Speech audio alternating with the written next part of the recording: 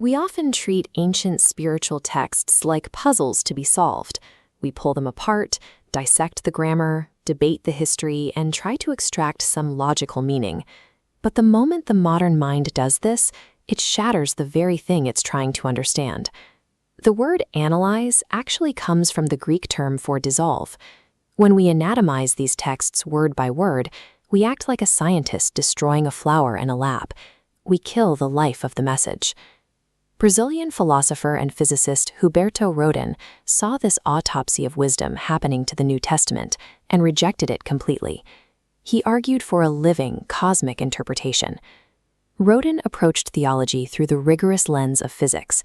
In 1946, he was a researcher at Princeton University, walking the same halls as Albert Einstein, building a philosophical movement that linked mathematics, metaphysics, and mysticism.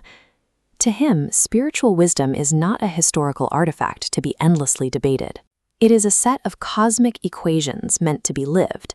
This mathematical precision reveals itself in how we translate ancient concepts. A single semantic error can obscure the mechanics of human consciousness. Take, for example, the modern Portuguese confusion between two similar verbs, criar and criar. Criar is mundane. It describes the transition of one existing material into another. A farmer breeds cattle, or a carpenter builds a chair. They are taking physical matter and reshaping it. Crear, with an E, is entirely different. It is the manifestation of pure essence into physical existence. It is the work of an infinite power bringing form out of the formless. To prove this, look at Lavoisier's law of physics.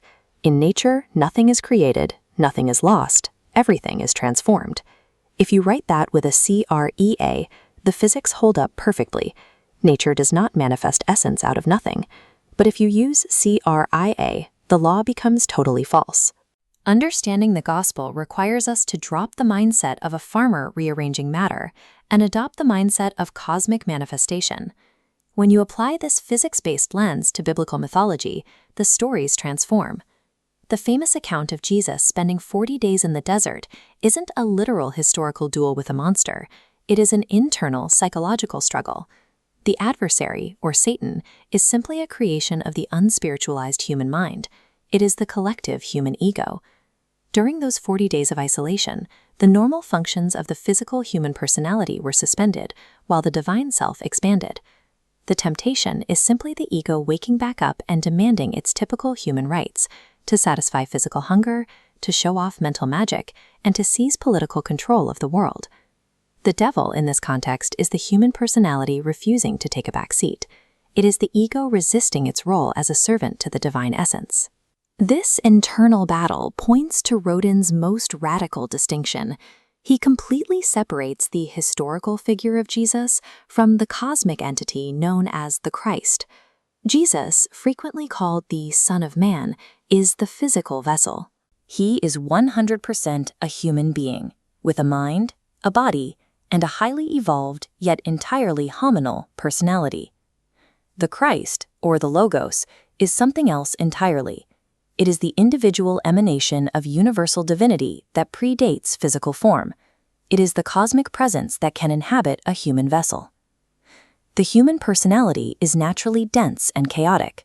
For the luminous, cosmic energy of the Logos to operate within it, that dense human structure must be completely subverted. The life of Jesus is an experiment in total submission. It is the story of a 100% human vessel subverting itself to allow for 100% divine manifestation. Subverting the ego requires specific psychological technology. In this framework, fasting and prayer are not religious chores used to appease a deity. They are physical and mental tools used to create an attitude of starving emptiness. You clear out the noise and the calories to establish a total silence, allowing the human vessel to be filled by the plenitude of the infinite. This clears your vision. Rohden points to the biblical concept of the single eye. When the vacuum is created, the complex, multicolored illusions of the ego fade away, replaced by the simple, colorless light of divine intuition. These practices are absolute mechanical requirements. You simply cannot achieve Christification if the vessel is already completely full of itself. To understand how this empty vessel actually connects to the universal source, Rohden focuses heavily on the metaphor of the cosmic vine. Christ is the trunk, and humanity the branches. The same divine sap flows through everyone, but branches only produce fruit if conscious of it, and those that do are pruned, not as punishment, but as evolutionary suffering, a necessary discipline for spiritual growth.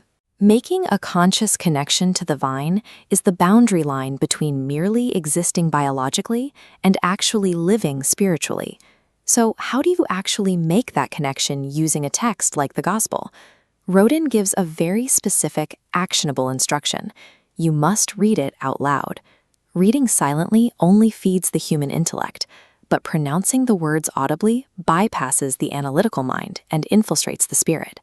The goal is to stop being a thinking ego, an ego pensante, and become cosmopensado, or thought by the cosmos. You aren't studying the text to memorize history. You are audibly repeating these equations to assimilate the message's soul into your biological framework. This is the alpha and the omega of the entire gospel. It begins with the internal, mystical experience of self-knowledge, and it naturally overflows into the external, ethical practice of self-realization. Rohden calls this auto-Actualization. It is the ultimate act of giving birth to yourself. By using this living code to subvert the ego, you awaken the dormant cosmic presence within your own mind. You stop analyzing the wisdom, and you begin to live it. You shall know the truth,